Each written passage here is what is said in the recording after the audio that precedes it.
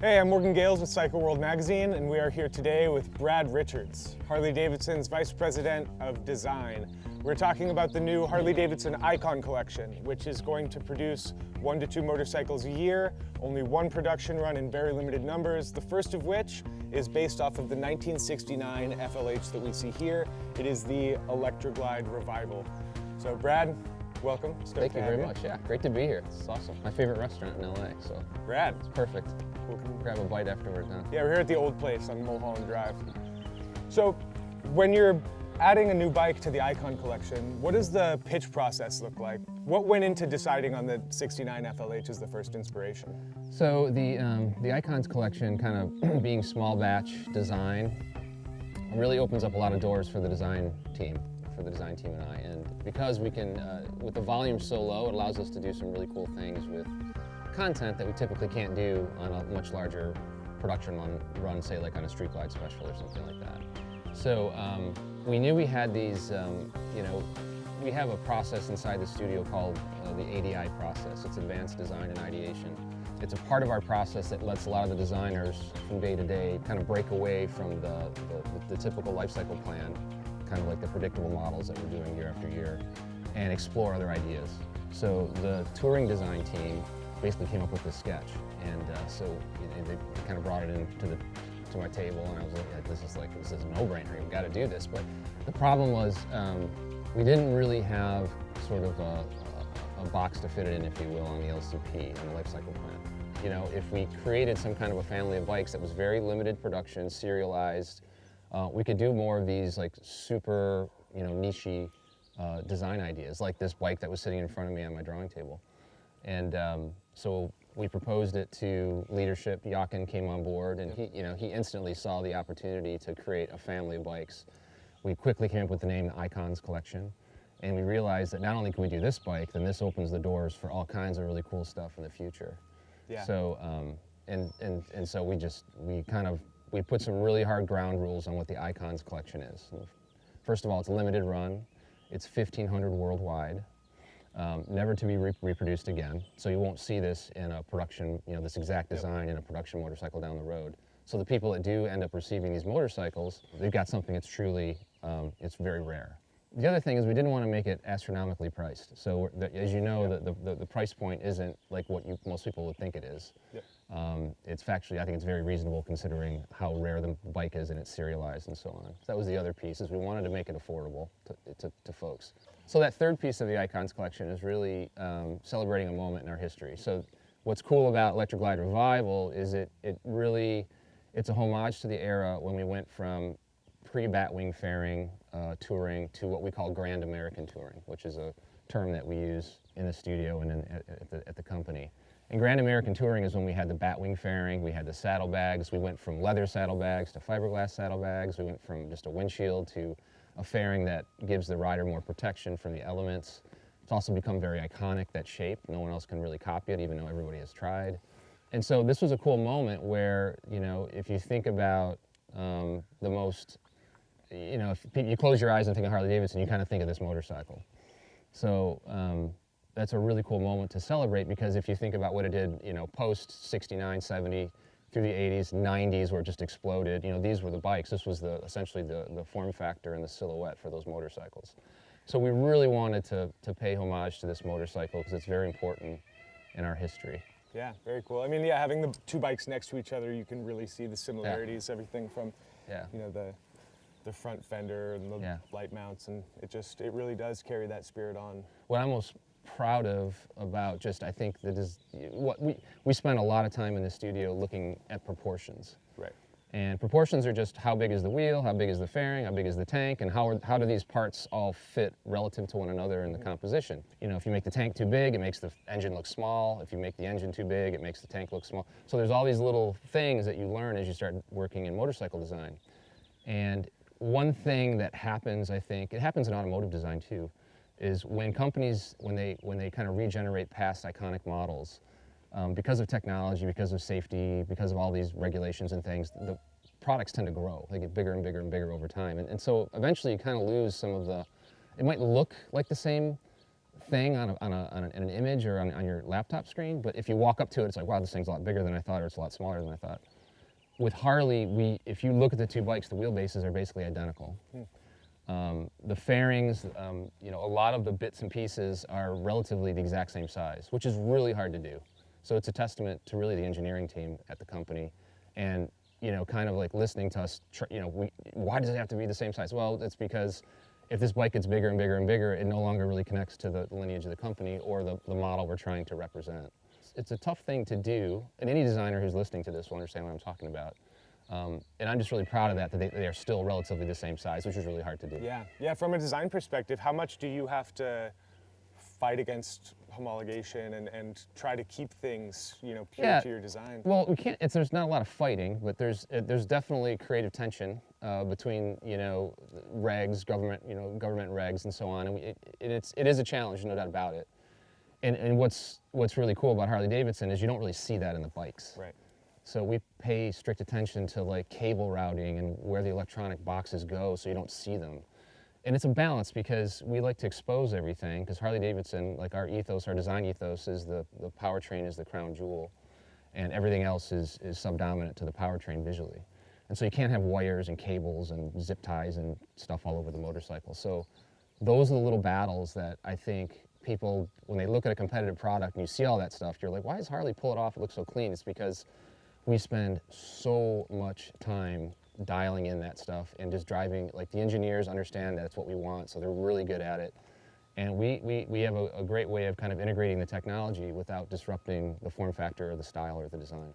So much of the culture surrounding Harley-Davidson motorcycles is the aftermarket and what customers do with their bikes.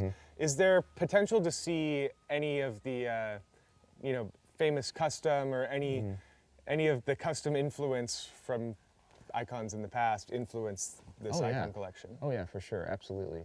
So and this isn't new territory. This is our customers inspire us so much. So if you look at even prior to Willie G. Davidson and the design studio, if you go back to 30s, 40s, we were watching what our customers were doing with the motorcycles, and it always influences the design and engineering process. And so we have this really cool relationship with our customers where we're inspired by them, they're inspired by us, and then we create something that we saw in their garages, they tweak it, they take it to a show, we see it, we're like, oh, it's a great idea, let's just change it a little bit. And that's how some of our most iconic motorcycles have been born. So, I mean, like the bike behind me, for instance, that paint, that hi-fi magenta, that candy flake paint, that came right from custom. Prior to the custom scene in the 60s, the colors like that weren't put on motorcycles. They're kind of drab. So that's a direct manifestation of the company being influenced by what our customers are doing to their bikes in their garages, and that still stands today. At the moment, it seems like Harley-Davidson has sort of two brands going. You see the bikes like the Pan America coming out that are, pushing technology in a new segment for Harley, and then you see the Icons collection, which is very much historic Harley, appealing to the core demographic. Do you see these two growing peacefully together, or do you see that there could be some sort of crisis of identity there in the future? I don't think there's going to be a crisis of identity. What's great about a company that's going on 125 years old is that we've kind of been everywhere. And so there are some folks that see this bike behind you, Electra Glide Revival, in the Icons collection, and will say that is the penultimate Harley-Davidson form factor and design. But there's going to be, there's an adventure touring rider out there who didn't want, kind of a beak full adventure touring experience, and they look at Pan America as that's my penultimate Harley-Davidson. So it's really about different customers and what they see, and then trying to, in both products, embody what, if I took you through the design principles that probably got the original designers to this motorcycle, those same principles were used in Electra Glide Revival, and those same principles were also used in Pan America. Powertrain's the crown jewel. Beautiful Harley-Davidson shapes and paint and surfacing has to be in the design somewhere. In Pan America, it's a fuel tank, it's the fairing. Cable hygiene, making sure the electronics are hidden and the mechanicalness of the design is celebrated. Pan America has that in boatloads if you look at it. It doesn't, the engine is fully on display. We've been very cautious with how much wiring you see in things, and that all kind of, to me, all that DNA is connected. What's different about Pan America is that nothing came before it, so we could really, no one had done a North American off-road DNA-inspired adventure touring motorcycle. Everyone was just trying to copy what's coming from overseas, and so it was, to me, it was just like when we were first having the conversations about what to do with Pan America, we kind of laid all the competition out on the table, and it just hit me. I'm like, my God, they're all the same. Like, what's going on here? Like, and thank goodness they were, because there was just this big there was this big slot of white space that no one had ever explored, and so we slapped Bronco, we slapped Scout, we slapped Willie's Jeep, all these great North American utilitarian off-road vehicles. No one had ever taken that as inspiration for a motorcycle. And it's an off-road motorcycle, and it's by an American brand, so it was just like, oh my God, this is an awesome opportunity. So that's why we did that. All those same conversations, that same design team designed this motorcycle. So what I think is, what I'm so proud about not just the design team, but the company, is that we're able to pull both bikes off legitimately. So this motorcycle, we have folks, we have folks in the company that love this era of bike, and they understand it, and they get the fetishy things. They know how to deliver that to the customer. We have people at the company who are dyed-in-the-wool adventure touring nuts, and they know exactly how to make a world-class adventure touring motorcycle. They just hadn't had the chance to do it yet. And then we have the design team, which makes sure that whatever we do, it's done the Harley-Davidson way, and it speaks to the history and the lineage and our design principles and ethos of look, sound, and feel.